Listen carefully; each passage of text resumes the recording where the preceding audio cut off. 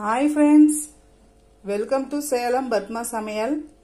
இன்னைக்கு நாம என்ன பார்க்க போறோம்னா கொஞ்சம் வித்தியாசமா பாசி பருப்பு முருங்கக்காய் போட்டு ஒரு சாம்பார். இது பாத்தீங்கன்னா இட்லி, தோசை, சாதம், சப்பாத்தி எல்லாத்துக்குமே அட்டகாசமா இருக்கும். வாங்க வீடியோக்குள்ள போலாம். அதுக்கு முன்னாடி நம்ம சேனல் இப்பதான் புதுசா பாக்குறீங்கன்னா சப்ஸ்கிரைப் பண்ணிக்கோங்க. பக்கத்துல பெல் பட்டனையும் கிளிக் பண்ணிக்கோங்க.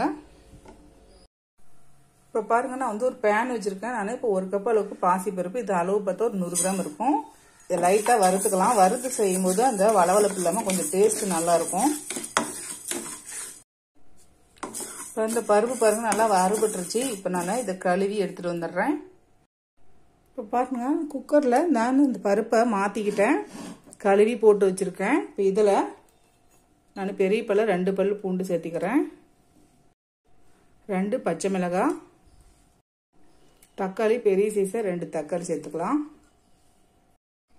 10 சின்ன வெங்காயம் வச்சிருக்கேன் அதை சேர்த்துக்கலாம், ஒரு முருங்கைக்காய் கட் பண்ணி வச்சிருக்கேன் அதை சேர்த்துக்கலாம், 1/2 டீஸ்பூன் சாம்பார் பொடி, 1/4 டீஸ்பூன் மஞ்சள் பொடி.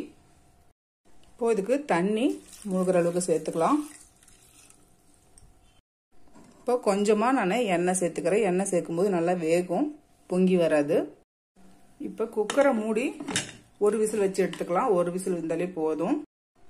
இப்போ பாருங்க குக்கர் ஓபன் பண்ணிட்டேன். நமக்கு பருப்பு நல்லா வெந்துருச்சு.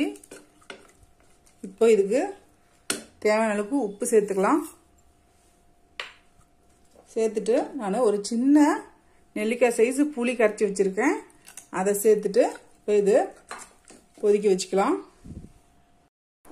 இப்போ பாருங்க புளியோட பச்சை வாசனை நமக்கு போயிடுச்சு, நல்லா கொதிச்சிருச்சு. இப்போ நம்ம தாளிச்சுக்கலாம். இப்போ பாருங்க நான் வந்து ஒரு பேன் வச்சிருக்கேன். இதில் நல்லா ஒரு 2 டீஸ்பூன் அளவுக்கு எண்ணெய் ஊற்றிக்கிறேன். இப்போ இதில் நான் 1/2 டீஸ்பூன் கடுகு சேர்த்துறேன். இப்போ இதில் வந்து 1/2 டீஸ்பூன் சீரகம், 2 காஞ்ச மிளகாய், நான் கொஞ்சமாக பெரிய வெங்காயம் பொடிசாக கட் பண்ணி வச்சிருக்கேன் அதை சேர்த்துக்கலாம். கொஞ்சமாக கருவேப்பிலை,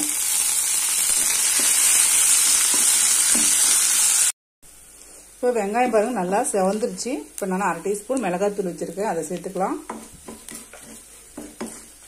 இப்போ நம்ம அந்த சாம்பார் இதில் சேர்த்துக்கலாம்.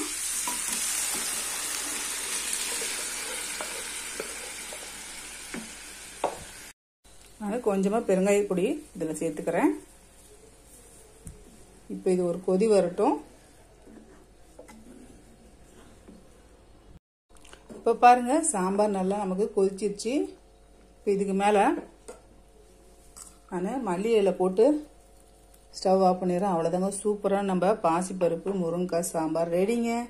இந்த வீடியோ உங்களுக்கு பிடிச்சிருந்தாக்கா லைக் பண்ணுங்க, ஷேர் பண்ணுங்க, கமெண்ட் பண்ணுங்க.